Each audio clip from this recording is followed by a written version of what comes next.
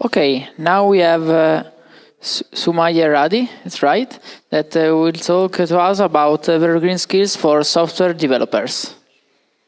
Okay, thank you. Thank you everyone. Nice to be here today. Today I will be talking about all the evergreen skills that I think every software developer needs to have to be like a successful developer and to like improve also like itself as a developer, as an engineer. So before starting, I'll introduce myself really shortly. I'm Soumaya Erradi. I'm from Brescia. I'm a lead software developer at this startup called Scaling Parrots. We develop blockchain applications. That's why I'm now a Web3 specialist, because I like to work with Web3 a lot, because it's my job, let's say. And I love front-end. I started as a backend developer for many years, and then I switched to front-end. I fall in love with it, and now I mainly just work with front-end, Angular in particular. And I love everything that is technology, from electronics with Arduino and stuff, and coding, of course. So, Evergreen. I think that with software developers, we have to improve ourselves really in the flow of our journey, our career, and for programming languages, it changes. Everything is changing on time, so every time we need to be updated with the programming languages, frameworks that continue improves. So we need to continue learning. But there are some skills that are evergreen. So once you learn it, it's not like it's cross-platform, framework or languages. So you can use that skills on whatever technology you are using. And are skills that cannot be Googled. You can have some techniques that you can use, but it's not something that you just Google it and you can learn it easily.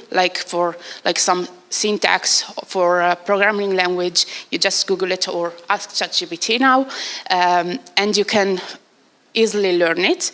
With the evergreen that for me are important are not just technical skills, are also soft skills, like communication, for example, or time management, or how to improve your team with your teammates. And I want to start with problem solving, because as developers, we are problem solvers.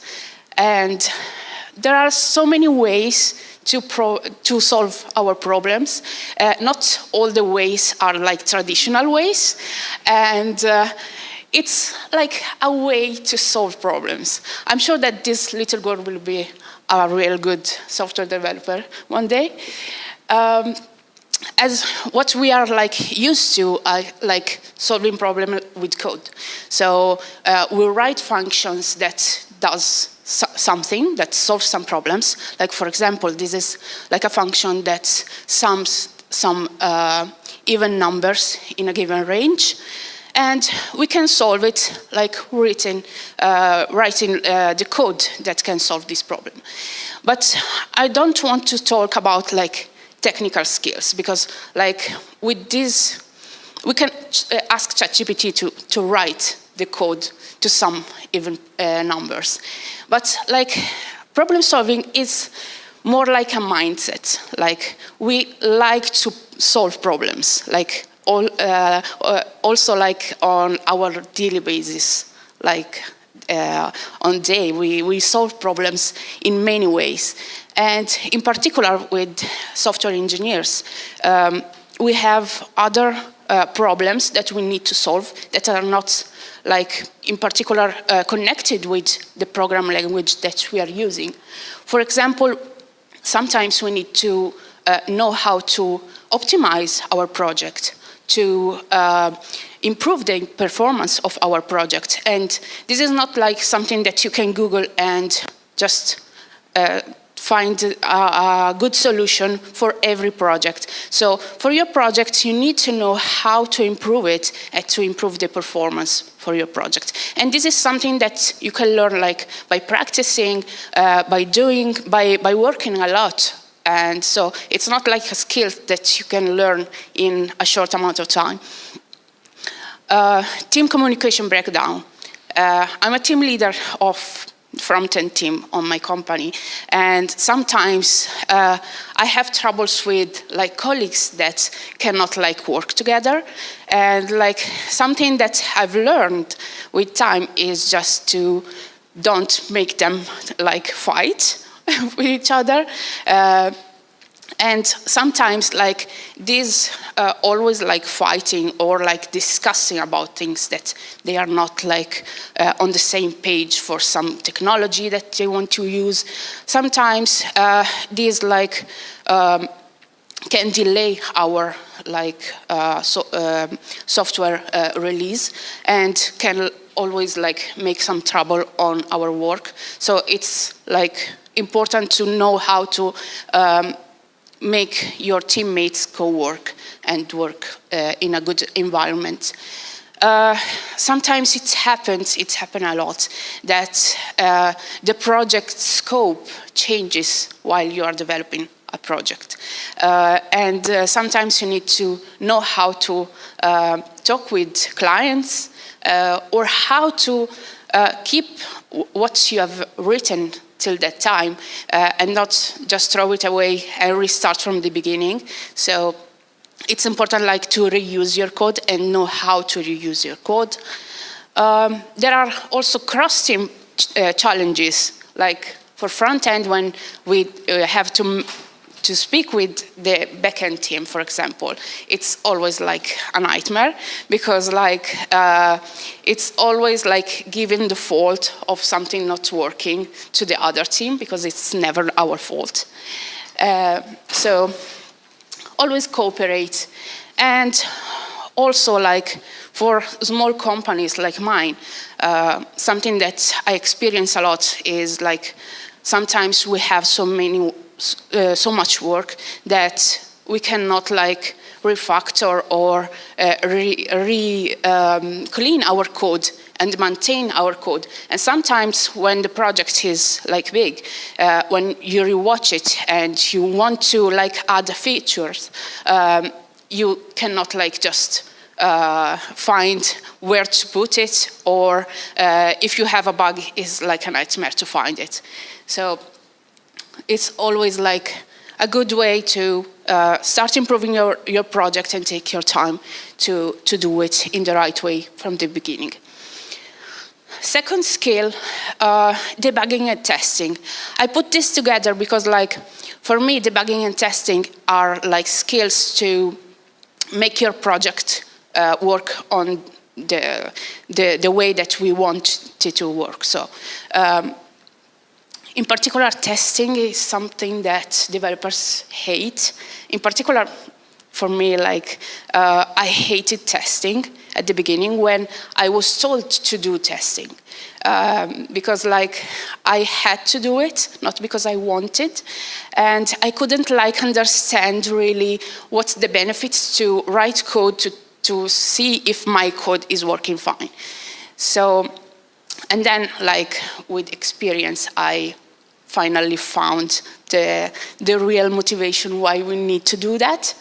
But yeah, it's always like a little bit of trouble. So testing, what is testing? It's like writing code to see if your code is working fine, but it's also like a way to make sure that what you are putting in production is actually working as it has to work. Debugging, on the other hand, is a way to find where is like the error on your code. So in this case, you know that there is an error, and you need to find where the error is. So, for example, there is this function to calculate the factorial of positive integer. I didn't write this function, by the way. I asked ChatGPT to do it for me. So I'm not sure that it's working fine. So I've written some tests. This is like a real simple way to test a function, but there are so many good tools that you can use to test your software, your project. When we want to do tests, we always use some test cases. For example, I written some test cases. If I put input 0, I'm expecting the function to return me 1. If I put 1, I'm expecting 1. If I put 5, and so on. And when we test our function, for example, we put our input into the function and expect the result to be the same of our test cases. So if the result is not as expected, I'm throwing an error and I know that there is a bug on my function. If the result is the same of the expected one, I can know that the test case passed and probably my function is working fine. So if all the tests passes, I know for sure that my function is actually working fine, and in production I will not get any surprise. So why we need testing and debugging? So to identify or fix some issues to improve the quality of our software, in particular when we want to put it on production, for example, to prevent potential risks in production, to save time. Because we are writing code to test our code. So it looks like it's some time that we're losing time. For example, for me at the beginning was that why I didn't want to test, because it was something that is useful and is taking too much time for me, that I didn't need that. But actually it saves time, because if there is a bug in your code and you need to find it, you will lose so much time, and this is saving a little bit. And you ensure cooperation with the team, because if your code is working fine, your colleagues will not be mad at you. Third skills is software versioning. So software versioning, actually, lately I worked with some software developers that are senior developers, and for me was normal to version my code and to put it on GitHub, to use Git. But some senior developers doesn't know how to work with Git, and I was how this is possible? And that's why I wanted to put this on these evergreen skills, because it's not depending on a language. Programming language is something that every developer needs to know.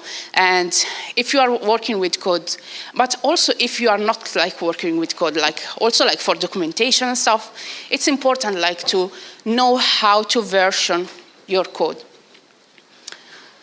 So yeah, it's important Git, because when you are you cannot lose all the time that you have made to work on your project. So if you are versioning your code and save it, push it on GitHub, you are a little bit safe, and you'll not lose precious time. So versioning, what does it mean? It's doing a screenshot of what you have done till that time. It's just, sometimes you see that when you commit some changes, you just save the actual version that you've did and all the changes that you did to your code. But actually Git, under the hood, it saves the two versions completely. Like you can find all the code of the first version and the second version, and GitHub, it just shows you the actual changes. And this is like really helpful because like you can know exactly, like for a commit, where did you put the changes that you did. And sometimes when you have like a bug or something not working, to fix it and know that exact point when you did like that change can help us a lot to like find a bug tracking. So it's important also for Git. It's also important to use different branches. Use different branches on your projects. It's important to if you want to work with our other like developers, because like you can like take another way to write the code, and like your teammates can work on a feature and you can work on another feature on another branch and then merge it together. When we are merging code, this is a critical point because sometimes there are some conflicts on the code that we are working. Maybe we are working on the same files. It's like always like fine to speak with our like teammates and try to not do that, but sometimes it happens. And so it's really important when we merge the code. So we are putting the two branches into the same branch, and to do it like carefully, to not like create some bugs that we don't want. And then we have tagging. Tagging is actually like putting a label on the changes that you did. And our right way to do tagging is to use these major, minor, and patch tags. So the tags is like divided in 3 sections. I'm starting from the last one is patch. That is for like bugs. For example, if we are fixing something, this part of the tag will like increase. So I'm fixing like a bug for in my code, and then like from version 1 here it will be like version 2. And minor is actually we increment it when like we do a new feature. So we are not fixing something, but we are adding something on our code. But it's something that is not like really changing all the projects. So it's just an enhancement on your project. The major, that is like the first one, when we change the major version of our code, is like something really big has changed on our project. Fourth skills is refactoring. Refactoring is like really important for me, and it's like tidying our code. So we are not cleaning that much, but we are just tidying our code. So refactoring is really important because like sometimes when we are on a rush, for example, we just write a lot of code that can be like put together in a nicest way. And sometimes we are not like using a function or library that can make our code more like readable and more like our colleagues or ourselves of the future can like understand better. And for example, these functions are like good functions, they are working, but like we can improve this code with like some libraries. For example, here I'm like doing a max operation from an array, and I can use like the math math library that can do that can find the max number for me. Here, the force I can use some JavaScript method that can loop our array for us. For example, this can be like a really good way to rewrite that code that can be more understandable and also like shorter. That is really nice, and also like it's more professional because like this is like a software that maybe not a beginner can do, but with like experience can be like much better. So what we can do to refactor our code, we can extract methods, rename variables and function with something that it's more understandable, more readable, to make like everything like more meaningful. We can remove code smell, so some code that is duplicated, we can remove that. We can simplify some condition expressions, like don't use too many if-else. If you can, we can extract class and do something more like readable and cleaner. About clean, I want to end these skills with clean code. Because like sometimes we do so much stuff that is like impossible to find a solution to all the mess that we did. So writing clean code is not just something that is like pretty to see, but it's also like useful for us to understand also like in a year or in some months when we rewatch what we did, and also when like new developers needs to work with your code and cannot like understand anything. And also like minimize that problem that we were talking about earlier, that when like your project becomes big and you need to improve it or add new features, it's like if your code is clean, it's like more easy to, it's easier to like add new things to your code. So for example, this is a little messy code. Like this function, we don't know actually if we don't like read everything. We don't know what it's doing. This array, what is representing. This like you cannot like understand anything. Even if it's working, but it's not like readable, and you lose a lot of time to just understand what is doing here. Clean code is like same function, but we use some nicest and descriptable variables or functions names. We know what we are doing here. We are calculating the sum of some numbers, and then we are returning numbers.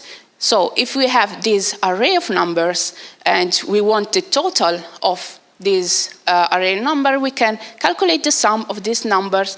And also like when we do console logs and to check our results, it's like more readable if we use some comments to it. So clean code, it's important to readability, as we've seen, to reduce bugs, because like when your code is messy, is like easy to like have bugs in it.